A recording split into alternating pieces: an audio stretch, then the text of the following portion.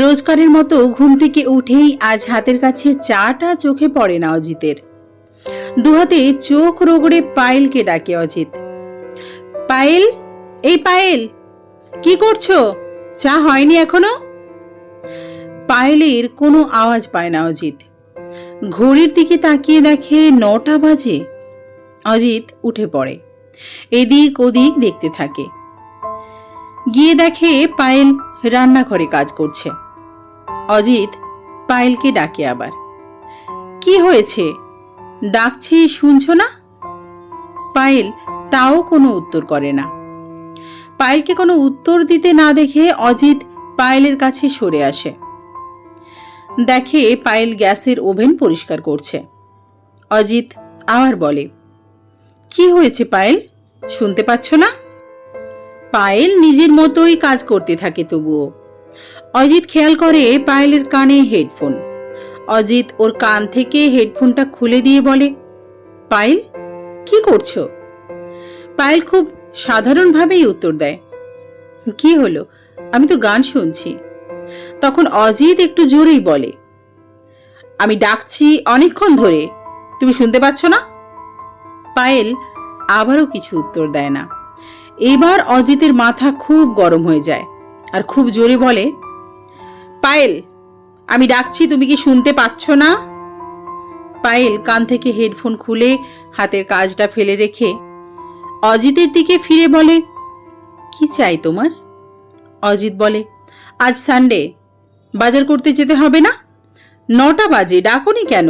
আর চা কই? পায়েল খুব শান্তভাবে জবাব দেয়, বাজার করতে যাবে তো যাও, চা খাবে তো নিজে করে খাও, আর নইলে বাজার থেকে খেয়ে নিও। আমায় কেন বলছো? আমি তো এখন রেডি হয়ে মায়ের কাছে যাব। পায়েলের এত নর্মাল ব্যবহার দেখে আর ওর কথা শুনে অজিতের মাথাটা চট করে গরম হয়ে যায়। মুখে কিছু বলতে পারে না ঠিকই, তবে নিজের মনেই বিড়বিড় করে, মায়ের কাছে যাবে আজকে? সপ্তাহে একটা দিনই তো পাই ছুটি, সেদিনটা দুজন একসাথে থাকি, আজকেইও যাবে? এরপর অজিতের সামনে দিয়েই পায়েল স্নান করতে চলে যায়। অজিত বাজারে যায় ব্যাগ নিয়ে। বাজার থেকে ঘুরে এসে দেখে পায়েল রেডি হয়ে গেছে ও বাড়ি যাবার জন্য। অজিত বলে, দুপুরের রান্না কি করবে? পায়েল বলে, তুমি কিছু কিনে খেয়ে নিও, আমি ওই বাড়িতে খেয়ে নেব। অজিত বাজারের ব্যাগ রেখে এসে খাটে বসে। পায়েল তখন ড্রেসিং টেবিলের সামনে বসে সাজুগুজু করছে। অজিত বলে, তুমি কি একাই যাবে? পায়েল বলে, অফকোর্স, একাই তো যাব, কে আর দিয়ে আসবে? অজিত একটু জোর গলাতেই বলে, বিয়ের পর 9 মাসে যে কবার ও বাড়িতে গেছো, একা গেছিলে? পায়েল বলে, না তো, তখন তো আমার বর আমায় দিয়ে আসতো। অজিত বলে, আজকে ইচ্ছে করছে বরকে রেখে চলে যেতে? পায়েল উঠে দাঁড়ায়, লাল টিপটা কপালে পরে বলে, কি করব বলো তো অজিত, আমার বর তো আমায় আর একটু ভালোবাসে না। অগত্যা।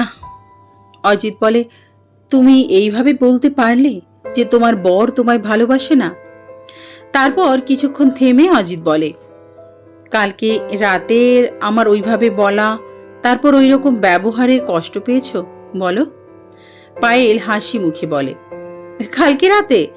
না না, একদম না, কালকের কথা আমি তো কিছু মনেই রাখিনি। কেন মনে রাখবো বলো? তুমি তো ব্যস্ত থাকতেই পারো। আমার জন্য যে তুমি তোমার কাজগুলো করবে না, তা তো কখনো হতে পারে না, তাই না? সবার আগে প্রায়োরিটি তোমার কাজ, তারপর সময় পেলে। পায়েলের কথা শেষ করার আগেই অজিত পায়েলের হাত চেপে ধরে, বলে, সরি পায়েল, আমি জানি আমার কালকে ওরকম ভাবে কথা বলা মোটেই উচিত হয়নি। কালকে তোমায় বাইরে নিয়ে যাওয়ার কথা তো আমিই বলেছিলাম, আর বাড়ি ফিরে আমিই তোমার উপরে রাগ দেখালাম। আসলে বসের উপর খুব রেগেছিলাম, ওনাকে তো কিছু।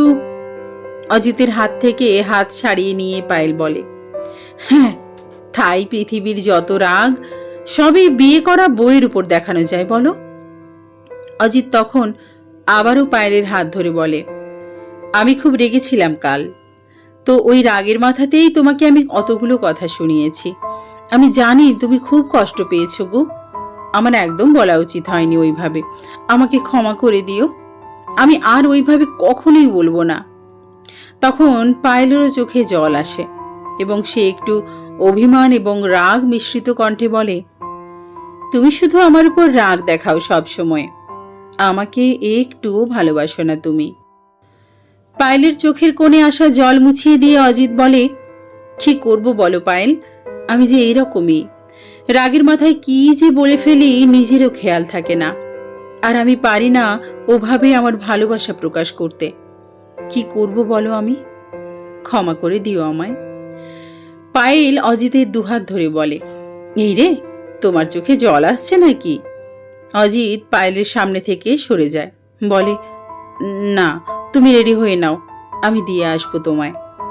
পায়েল পেছন থেকে অজিতকে জড়িয়ে ধরে, বলে, কোথাও যাব না আমি, আমাকে এখন নিয়ে যাবে লাঞ্চ করাতে।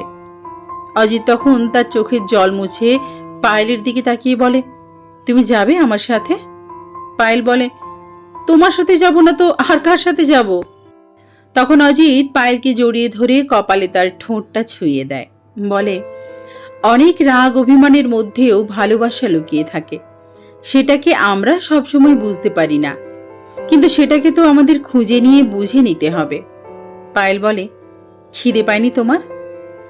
অজিত বলে, পেয়েছে তো, দেখো তোমার ফেভারিট কচুরি নিয়ে এসেছি, সকালে বরং। পায়েল বলে, সরি অজিত, আমারও বোঝা উচিত ছিল, নিশ্চয়ই তোমার কোনো প্রবলেম হয়েছে বলেই তুমি কাল দেরি করে ফিরেছ, আমারও বোঝা উচিত ছিল, সবসময় তুমি কেন আমায় এক বুঝবে, আমারও তো সেই দায়িত্বটা আছে।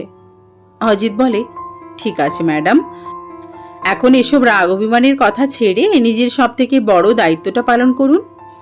বলেই অজিত নিজের গাল বাড়িয়ে দেয় পায়েলের দিকে। পায়েল বলে, আমার ঠোঁটের লিপস্টিক তোমার গালে লেগে গেলে কি হবে বলো তো, সর্বনাশ হয়ে যাবে, তুমি এক্ষুনি রেডি হয়ে নাও। বলেই পায়েল চলে যায় ওখান থেকে। পায়েলকে আবার নতুন বউয়ের মতো লজ্জা পেতে দেখে ভালো লাগে অজিতের। পায়েল অন্য ঘরে চলে যাওয়ার আগেই ওকে ডেকে চিৎকার করে বলে, love you Payel, I love you so much.